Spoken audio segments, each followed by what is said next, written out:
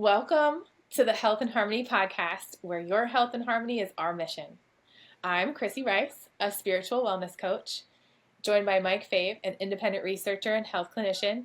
And in today's episode, we will be diving into sleep strategies.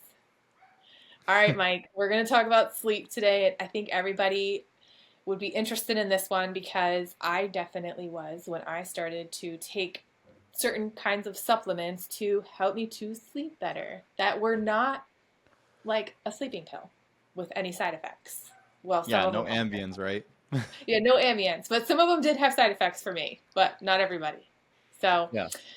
what would be sort of like a sleep stack that you would recommend for somebody who is either having trouble sleeping, an insomniac, or takes other things to go to sleep rather than something all natural?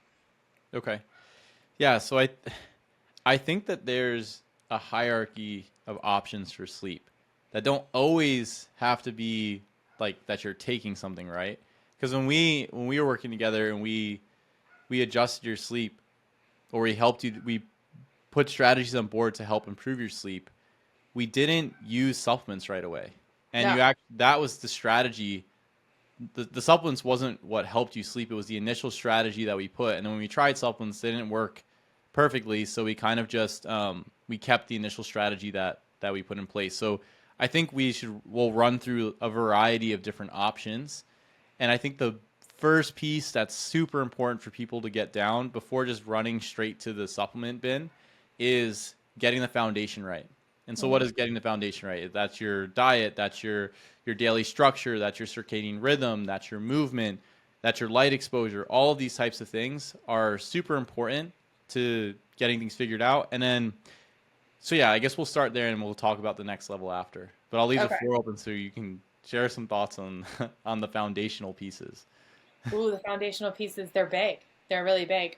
I feel like you have to have a consistent sleep schedule because if you're consistent with it, your body is going to start to get sleepy and start to get tired at a certain time because you've done this cycle with it over and over and over again.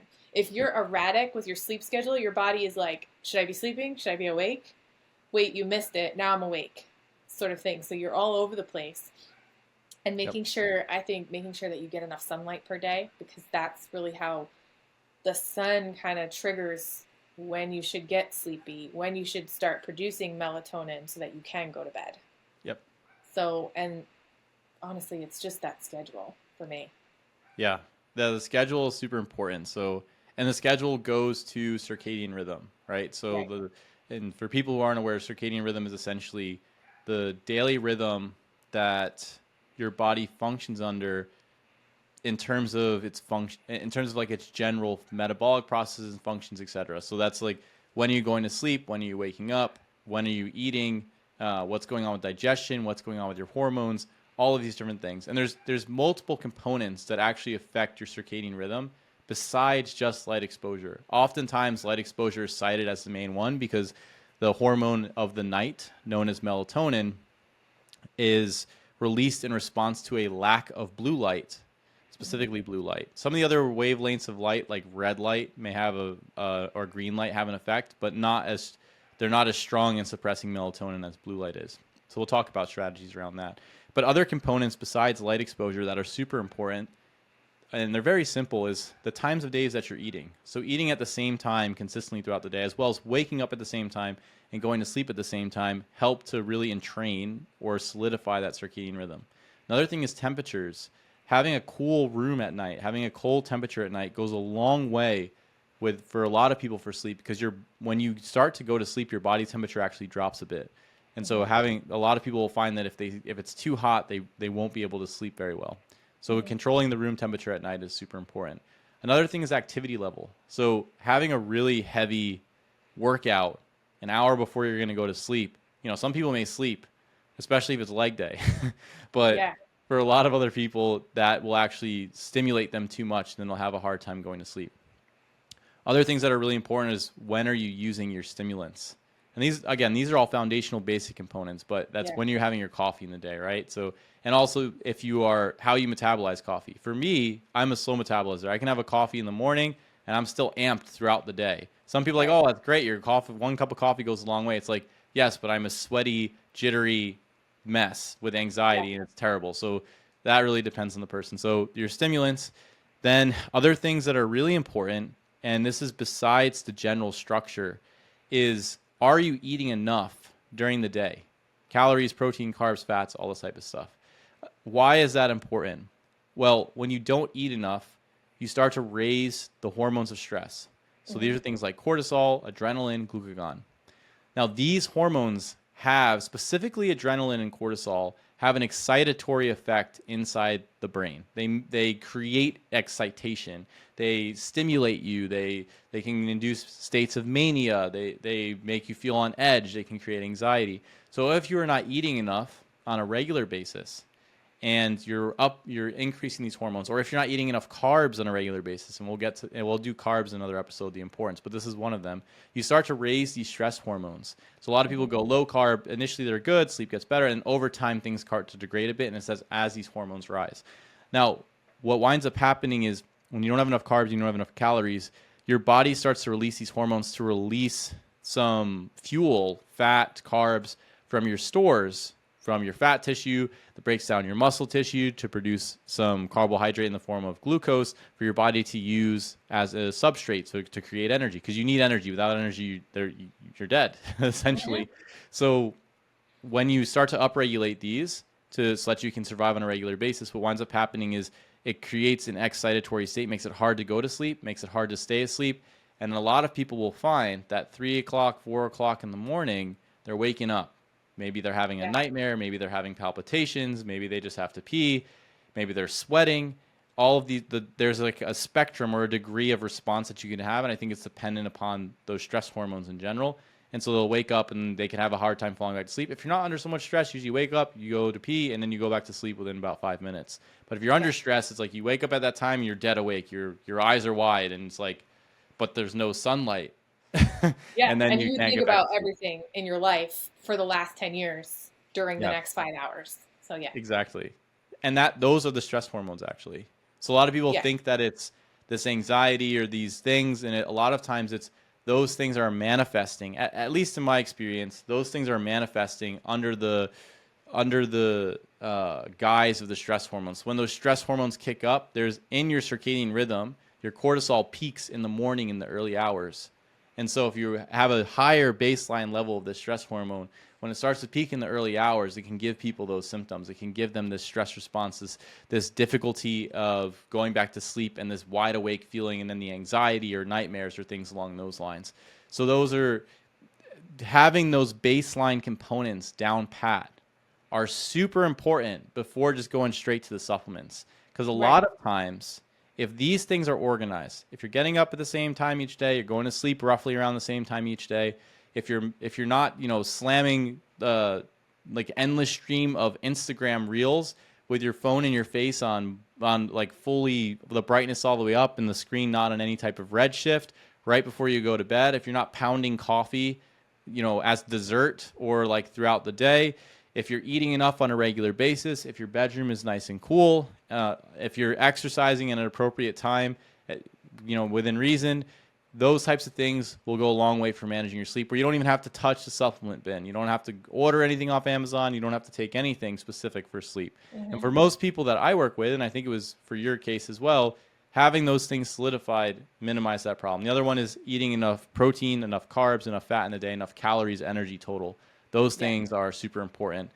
The last one I do want to add is that if you are eating things that are irritating your digestive tract, if you're eating things that are making your intestines not happy, that can ruin your sleep as well. And the way essentially you get a release of a hormone called serotonin. There's some things that go on there, other inflammatory mediators and other hormones. But essentially the way you can think about it is like if you are being like scratched inside, like and you can feel like the mucosa of your mouth or like of your intestines is very soft. So if you're like being scratched or irritated by this component, like obviously you're not going to sleep, right?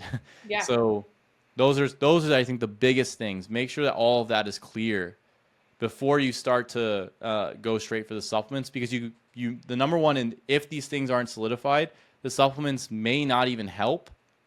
And then if these things aren't solidified, then you're not getting these right, but you're using the supplement to mask the problem, then you're still not solving these problems over here first. And so Right. hit the foundational stuff before you get to the more specific stuff. At least that's the way I tend to work through things. Yeah.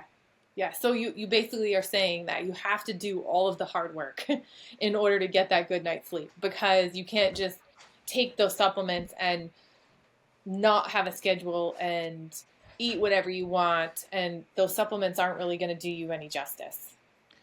Yeah, a lot of times for some people it may work, especially if those supplements are like actual sleeping drugs. They may Well, yeah. knock you out, they may conk you out. But oftentimes I have quite a few clients I've worked with where it wasn't even working for them. Like it didn't Yeah. really knock them out. It made them a little bit more tired. They fell asleep, but then they couldn't stay asleep, Yeah. or they were only getting a couple hours. And in the morning they weren't feeling well. They were kind of off, a Right. little bit drowsy. They couldn't get going, things like that. So I don't think that those things, the drugs are not necessarily good for sleep overall, but a lot of times in my experience, more often than not, those things don't work in the face of having the foundational components not solidified. And then a lot of the foundational components, like they're really simple things, they're not, you know, most people have to wake up around when the same time, give or take an Yeah. hour or two for work, and then on the weekends, like it's still within a couple hours or so. And I think even more than going to sleep at the same time every night, waking up at the same time is super important. For me, when I was working night shift, I did it for almost 2 years in the hospital, when I was working as a nurse in the ICU or on medical surgical units and stuff like that. And what allowed me to get my circadian rhythm back after I did that, because I was absolutely trashed. Like I would see 3 o'clock, 4 o'clock in the morning, and because I was so used to staying up from 7 p.m. until 10 Yeah. a.m. I was like, oh, it's not late. It's only 3. Yeah. And so it took me a while to get to like adjust that. It actually took me like a couple years to really get back on track. Yeah. And even now, I still like it's easy for me to go late. But what allowed me to adjust that was actually making sure I wake up at the same time every day, and not if Yeah. I go to sleep at 3, then I wake up at 12. It's like if I go to sleep at 3, I'm waking up at 8, and I'm gonna keep doing that, and then eventually you get so tired that your rhythm just gets back in track. So I think when you wake up is actually most important. But then eating your meals throughout the day, like most people, to eat enough in general, which is a requirement for living or for even functioning well, you're gonna have at least 3 to 4 meals in a day. So Hmm. you might as well, and you're probably going to have them around the same times anyway, especially if anyone's working or anything. There's only designated times that you can eat. So these types of things are very basic, but a lot of times with people that I work with, if those things are like the things that are not in order, Yeah. or like when we first started, you were not eating enough, right? Like Yeah. your caloric intake was a bit low, and then your some of your protein intake was a bit low. Carbs and fat were kind of okay, but once we bumped that up, that's when sleep was solid. And then the other thing, so I guess we can start digging into the strategies. But is there anything else that you wanted to add into the foundation before we go into those? No, I mean, the foundation is literally what you said. The way you wake up in the morning determines your good night's sleep that night. Yeah, exactly. That's how you have a good night's sleep that night, is how you wake up in the morning, and then everything that you do after that is going to determine if you're going to sleep good that night. Yeah, yeah. So that's eating. That's getting some movement in. Maybe getting a Yep. little bit of light exposure. You don't have to, you don't have to go sun tanning every single day, No. but just exposing your eyes to Yeah. the bright light in the morning, blue light, for sunlight, whatever the deal is. Yep. Basically, it will turn off melatonin production, and then it'll also start to trigger dopamine production in the brain by interacting, I think, with the enzyme is tyrosine hydroxylase, which produces dopamine. So you basically want to have the blue light hit your eyes. You want to lower Hmm. the melatonin production. And the other thing you were mentioning with sunlight is, so vitamin D would tend to be elevated or higher in the morning or midday with exposure to sunlight. And the vitamin D and melatonin are almost reciprocal hormones, Hmm. whereas the melatonin is the hormone of night, which triggers sleep. Right. So then at night, you don't want to have too much bright light exposure, because you probably won't sleep very well, because the melatonin induces sleep and the blue light will stop its production. And that's blue light exposure to the eyes. That's why Right. you see all these podcasters or health gurus or whoever looking goofy with the red light glasses and all their podcasts, and to stop the orange glasses to stop the blue light from hitting their eyes. So yeah, so those are very basic stuff. Other things like I wouldn't recommend slamming like a huge meal before bed as well, like with Right. tons of protein and stuff. You may feel super full and not and have a hard time sleeping with that. But those are the basic components. Once they're solidified, a lot of times people find that if they were having really bad sleep, then it like gets quite a bit better. Now, Hmm. the next thing we can kind of talk about is what are the tiers and strategies after this? Like, what are the other things that people can do if they've done these things, or say they can't do all these things because maybe they're a nurse working night shift in the Right. hospital, or maybe they're a trucker driving cross country and they have to drive at certain times, or they have pickup times at this time and that time. Is there other things that these people can do, or say they tried all this other stuff, the foundation's good, and they're still having a bit of a hard time? Is there other things that are there other things that these people can do to make a difference in their sleep? And that definitively, yes, there's tons of different things that people can do. The first one I would say is with the stress hormone piece. And this is what we used for you guys, was like having a snack before bed. That's Yes. some carbs and some fat will help to lower those stress hormones a bit and keep a consistent blood sugar throughout the night, because you're providing the carbohydrate, you're providing the fat. The fat will lower or minimize this drastic spike in blood sugar and drop, keep it a bit more consistent.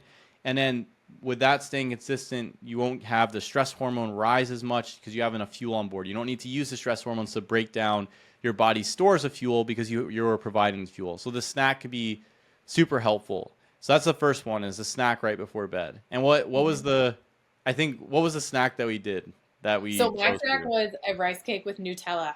That was mine. I got the carb and the fat. you? Yeah. And I think I switched it up a couple times. It was like rice cake with guacamole, maybe, and Yeah. then a glass of juice as well. But my thing was I was waking up in the middle of the night at like 3 a.m. So that helped regulate my blood sugar to not have to wake up at 3 to 4 a.m. Yep. every day. So believe it or not, like a rice cake with Nutella on it, let me sleep until the morning, guys. Like Yeah. that simple. Yeah. And that happens for a lot of people too. Yeah, There's a it's lot of amazing.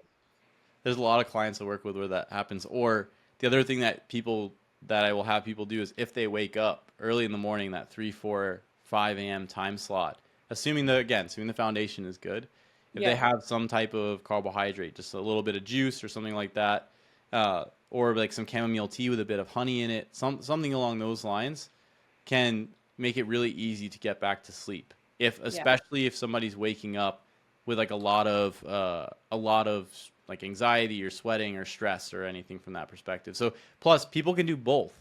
People can do both if they're really struggling on that sleep perspective. Have a snack before bed, some type of carb and fat. You mentioned that you did the rice cake and Nutella. You also mentioned juice. Juice is okay. You can do juice. You can do dried fruit. You can do fresh fruit. You can do frozen fruit. You can have some macadamia nuts on the side.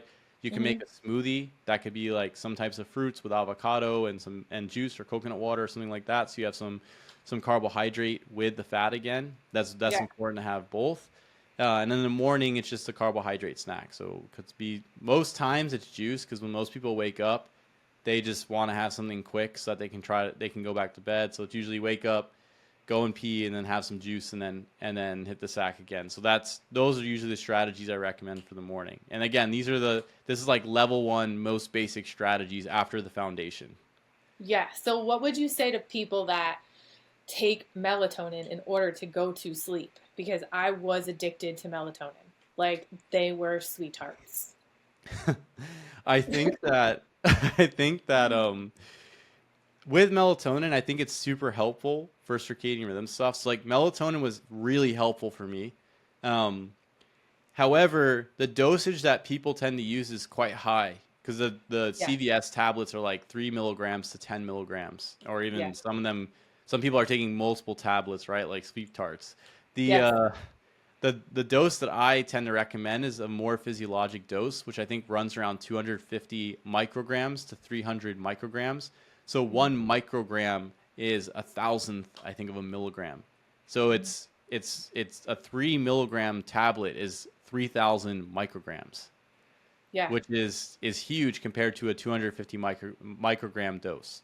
Right. So it's a much smaller dose, I think, is better. And then I don't think it's a terrible thing to use in that lower dose to get your circadian rhythm back on track. But I think that you should be able to sleep pretty well without having to rely on that all the time. Right. Plus, Yeah. there's other things that you can use, and there are some problems with melatonin, which we can get into more depth in another episode. But in general, the melatonin, especially in higher dosage or things like that, like it's not just there's no problems at all. There are effects on the body besides just putting you to sleep or adjusting the circadian rhythm. So I think it's important to use it to help you get through a rough period if it does work for you, and then figure out like that rough while you're kind of figuring out the foundation and other strategies to get things Right. on par appropriately. Yeah, it's not getting addicted to it is the key, because Yeah. it can be addicting. They say, it's an all natural thing. It's not addicting. It's addicting. Yeah, I think if it is helping you sleep, then like you want to use it for that, Yeah. especially if it works. But for some people that I've worked with, they're like, I could take like 10 milligrams of melatonin, I feel nothing. For me, I've been there. 250 micrograms of melatonin, and I can't even keep my eyes open. Yeah, believe it. Before I did all this health journey, I was like that. 10 milligrams, nothing happened. Yeah, yeah, that definitely can happen. So so melatonin could be like a basic strategy that would maybe be in like a tier 2 after you do the snack type things that I talked about. Right. Other options there are and I think this is the one that you like, but you can take some magnesium. So Yeah. the magnesium is more like it'll help you relax versus like actually knock you out or sedate you. Yeah. And it's pretty safe overall. The form that I usually recommend is malate or glycinate. The dose you could do is with like 200 to 400 milligrams. Barring you have no special medical conditions, issues with kidney or anything like that. Or that's the dose that I tend to do is 200 to 400 milligrams. I guess that's better. I don't want to give anyone medical advice. Yeah. It's been a lifesaver for me. I love it.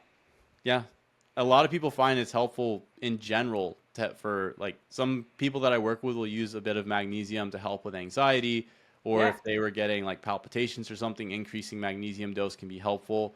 And it can also help with relaxation sleep. So it's a very basic supplement. It's pretty safe overall, especially if you have any other underlying health conditions. And the worst thing that happens if you take too much is you get the runs. Right. So Right. That's not terrible. That's not a terrible side effect, but if you are taking too much, you'll know why. Yeah. So you have magnesium, you have melatonin, you have other things that are pretty simple and basic is like L-theanine, which is an amino acid. There's two other amino acids that are helpful as well, glycine and taurine.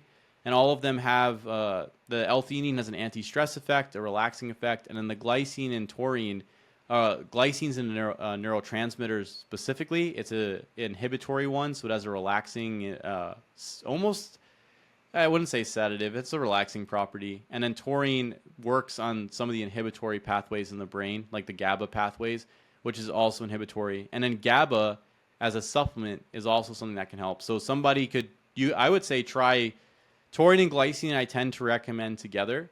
The L-theanine I tend to either try by itself first. So you could try L-theanine, or what I tend to do is I'd try L-theanine, and then I would try glycine and taurine.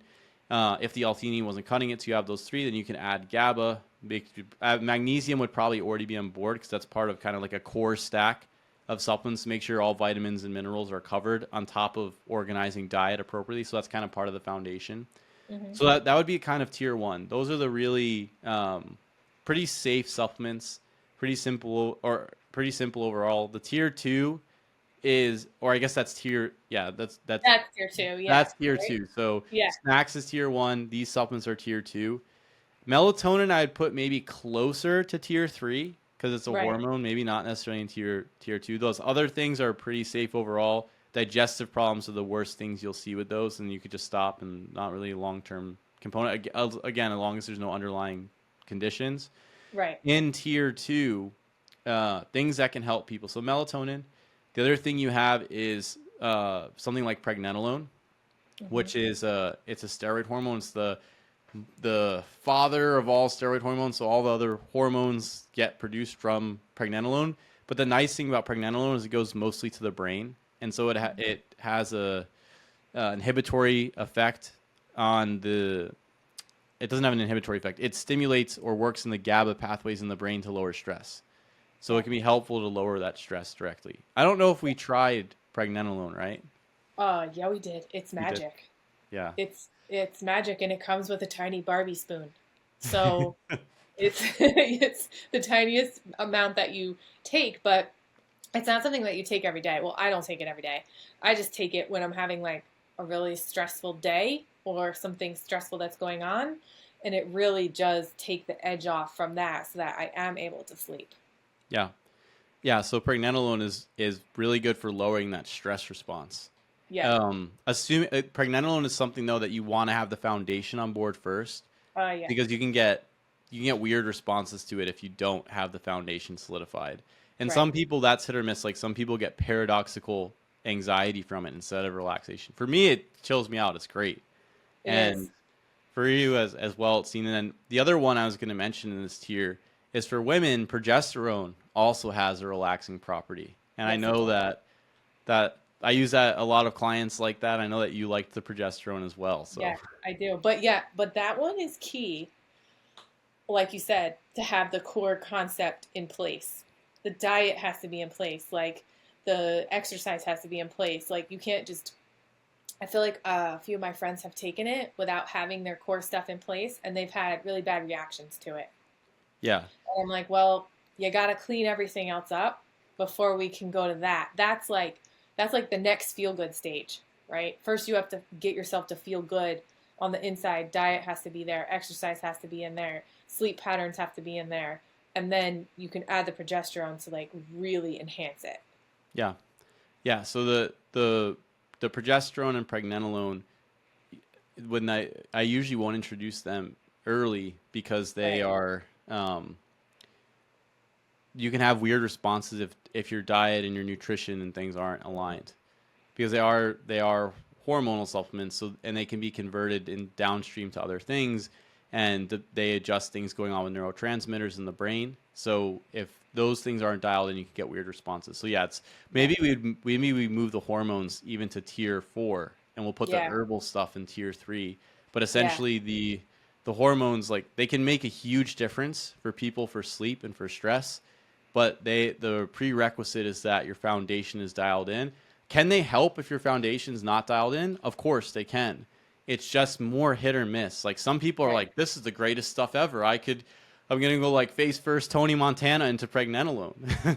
But Yeah. then there's some people who are like, this is terrible. I hate this stuff and it gave me anxiety. And then Yeah. usually that's less likely or less often the case once the diet and everything else is dialed in. Hmm. Yeah. Yeah. All right. So what's our tier three? Our supplements Yeah, so tier 3 or supplements. herbal? Yeah, it would be herbal supplements. Yeah. So those will work without having everything dialed in so much. It's just how much are they going to work, and it also, Right. these are very individual, right? So we'll talk about your skull cap experience, but Yeah. the things are like that would be valerian, that would be chamomile, that'd be lemon balm, that'd be skull cap, and the other one is ashwagandha. So the Hmm. ashwagandha is a stress lowering one.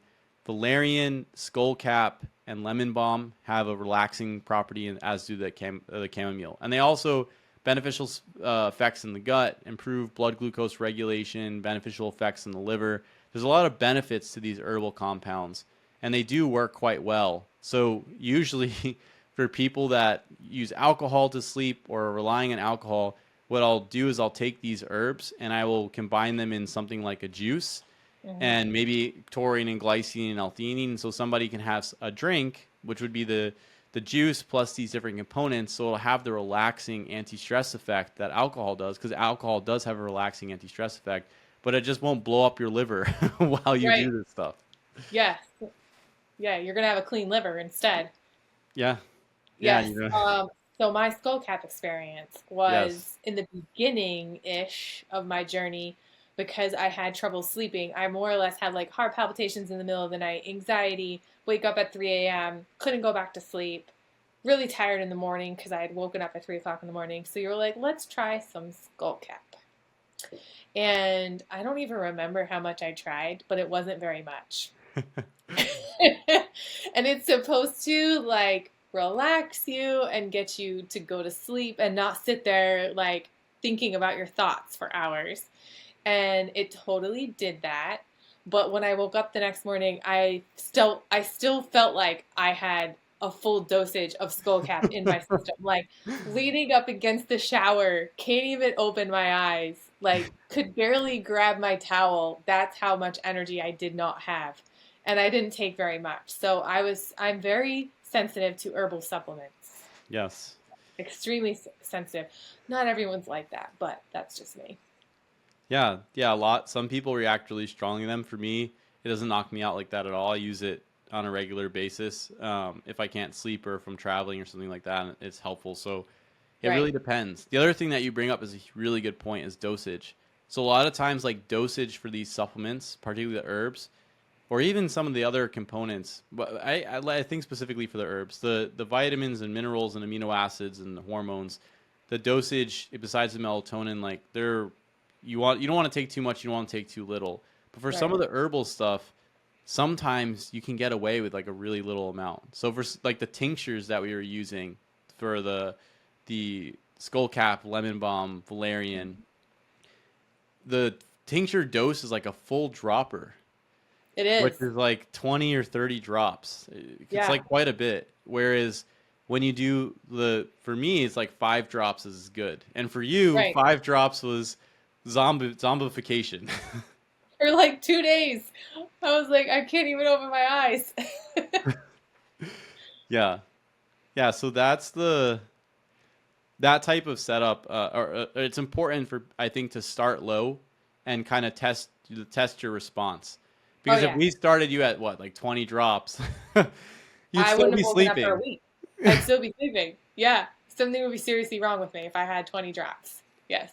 Yeah. And that's the same thing with progesterone as well. I mean, you start out with one and then how do you feel with that? And you go up to two. So you don't just like do the full amount of what it tells you to do. Like literally one drop and see what happens, Yeah. you know? Yeah. You titrate up slowly so that you make sure you don't have any negative reactions. Right, because we are all not built the same, but there's only one set of directions on those bottles. But we Yeah. are all different people with different outcomes to this medicine and to these supplements. Yeah, and just because there's supplements doesn't mean that you won't have bad reactions Right. or paradoxical reactions. And that's why it's important to test your response to these things to make sure Yeah. that you respond quite well. Like for me, so I like ashwagandha a lot for my sleep and for the stress stuff. The problem is like if I take too much, like I cannot get up in the morning. It's the same thing that you kind of experience. Like I Yeah. just want to keep sleeping. And so I Yeah. have to use like quite a low dose, at least compared to what's on the bottle. I think the bottle has like 250 milligrams of a standardized extract. And so when I take, I only do 50. So I'm doing 1/5 of the recommended dose, but that gets the job done. So that's the thing is Hmm. like the goal with all the supplements, whatever they are, is the outcome. Like, what are you looking to Right. get? You're looking to get to sleep, and you're looking not to do that in a way that harms your health or has any really negative ramifications or consequences. And so Right. the lowest dose that gets that job done, that's perfect. That's great. Right. That's what we're looking for. It's not more sometimes doesn't always mean that it's better. And I think that's Hmm. something a lot of people don't realize with supplements. Like, oh, melatonin's good for you, so I can take 10 milligrams. It's like, I know. well, you don't need that much. Yes. I know. I've been there. Yeah, yeah. I've been there. There's so we had the other tier with the pregnenolone, progesterone, and the melatonin. The tier after that starts to get into pharmaceutical type things. Yeah. Like, so those are I think we'll steer away from just for now. But I think in my experience, and if people want to hear about some of these other options, I can provide information on them, but we can't recommend them, right? Yeah. That's the piece. Or I guess there's some that we can talk about. So antihistamines can be helpful for sleep. So Hmm. something like Benadryl or cyproheptadine can be helpful for sleep. Not really great for people over the age of 65 or so. There's some negative effects on brain function. And then there's some side effects with the antihistamines, right? So you can get some constipation. You can get some dry mouth. The half-life or how long the drug lasts in the system is quite long. So it can be, you be drowsy in the morning, and then like once you take it, mental function tends not to be that great because you're kind of out of it. It's like it Yeah. zombifies you a bit. Hmm. So cyproheptadine, Benadryl, and then doxylamine is another one. Those three are the ones that can be helpful for sleep, but those are like late. I wouldn't use those regularly. I tend to for me I tend to use them as like last dish options. Like I'll use cyproheptadine to sleep on planes because I can't sleep on planes at all. Right. Um, but I tend to rely on the other things first. For the other possible options, if people want to hear about them, we can talk about them. But I would say in the vast majority of instances, I have found that most people get by like on the first couple tiers all the way up to like melatonin, pregnenolone, progesterone. Like if you run through Right. all those options plus your foundation solidified, I'm pretty sure you'll be sleeping pretty decently. And you don't Yeah. need to go to those other levels. Yeah. Yeah, there's a lot of tiers to get through before you get to that actual level, and there is something in those tiers that will help you go to sleep. And honestly, it probably is going to be that first one, which is just your core day Yeah. and getting a schedule and a system down for your sleeping, because we're naturally built to do that. Yeah. That's how we're naturally built to do that. You should be sleeping. If you're not sleeping, or if you're waking up more than one time per night and you're not really sleeping, there's something going on.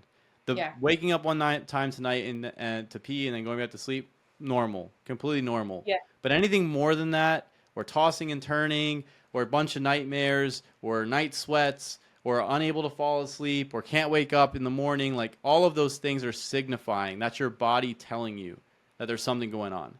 Right. And the way, basically the reason you get the foundation down first is because you're systematically ruling out Hmm. these very basic problems Yeah. before you go and start to try to like strong arm things so that you're sleeping. Right. And even people who I've worked with who had serious insomnia, usually they're coming off keto or carnivore. But the Are they? people, yeah, the low carb Yeah. diets produce pretty bad insomnia for Yeah. people because the carbohydrates are important for keeping those stress hormones down. Yeah. So in those circumstances, like once you get the diet solidified and you get the foundation solidified, most times, even serious insomniacs I work with have like made huge strides in their sleep, like slept great. So that's really important. And when we worked together, before we even talked about supplements, we spent quite a bit of time on diet, daily structure, Yeah. um, macros, calories, micronutrients, all of these things, like really getting them honed in to what worked for you, making sure that the foods you were eating that worked for you, your body tolerated them, no gas, no bloating, no skin issues, all this type of stuff. And Hmm. that makes, I think that makes the biggest difference from the get-go. And then with the daily structure stuff we talked about, and then the supplements, those are like the sprinkles on the top or the cherry on the ice cream. Yeah, I think my favorite food group in the entire world is carbs. So when you were like, all you have to do is eat more carbs, I'm like, I'm in. Where do I sign up? Because you basically just said, eat more carbs and you'll sleep better, right? No, a lot So of this will be people. really, Go ahead, go go ahead. ahead. I didn't mean No, to I was cut you gonna, off. this will be really good for our "Why Are People So Afraid of Carbs" episode that we will do, because if this is one of them, that it helps you sleep. Yeah, yeah, and I don't think many people will turn down Nutella and rice cake. No, they won't. It's Yeah. it's amazing.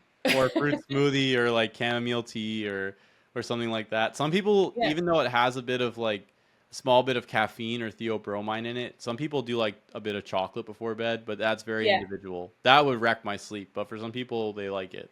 yeah. Yeah. I'm more of an afternoon chocolate eater. Yeah. So, yeah.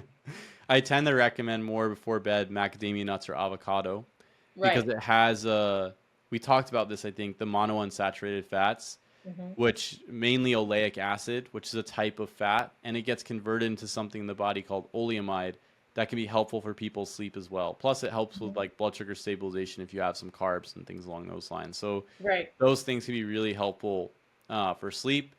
And then that type of fat is actually safe, whereas the polyunsaturated fats, which we'll do an episode on this, Yeah. we'll break them down. They can be problematic. Yes. Yeah. All right. So, the summary of this episode is you have to get your core stack going. Like, you have to get your waking hour right, your patterns that you're doing before you go to bed correct, like actually doing a little system for yourself to wind yourself down before you go to bed. Don't just leave whatever you're doing, close the computer, and hop into bed. Yep. Like, get your whole body ready for bed. Eat on a consistent level. Get some sort of physical activity in the day. Yeah. See some sort of sunlight during the day. And then after that, there's those other tiers that we talked about to add on. If you've done that and you're still not 100% in your sleep schedule, try the other stuff. Yeah. So get the foundation right first. That's your waking time, your sleeping time, your diet, light exposure, exercise, manage your stimulants effectively, like caffeine and nicotine and things like that. And then after that, if you're still having trouble sleeping, you have the snacks we talked about. And then we talked about the supplement tiers, right? So the first one was the snacks. The second one was the amino acid stuff. So that was the glycine, taurine, L-theanine, and GABA. After that, we talked about the third one, which was the herbal components. The herbal components was chamomile, lemon balm, skullcap, valerian. Yep. The ones after that we talked about were kind of the hormonal things. So progesterone, pregnenolone, melatonin. And then after that, you have the antihistamines, which is like the Benadryl and the cyproheptadine. So those were kind of the tiers of options to move through. So people can, they can see which things specifically work for them, and they can do that on the baseline of having a solid foundation. Yes. Foundation is key. Yes. Make sure there's a very good, sturdy foundation. Yeah, we're going to beat that horse in this podcast for sure. We are. The foundation is everything, and I try to beat that horse out of everyone I know. I'm like, you have to have a foundation, people. Yeah. Yeah. All right. Where can the people find you, Mike? They can find me at mikefave.com and on this podcast here, Health and Harmony. All right. If you guys have any questions that you want us to answer on these podcasts, drop them in the comments so we can review those and add them to our list of things we want to talk about. And you can also find me on Instagram, Chrissy Rice Wellness, and right here on this podcast. Awesome. Thank you so much. Thanks, everyone.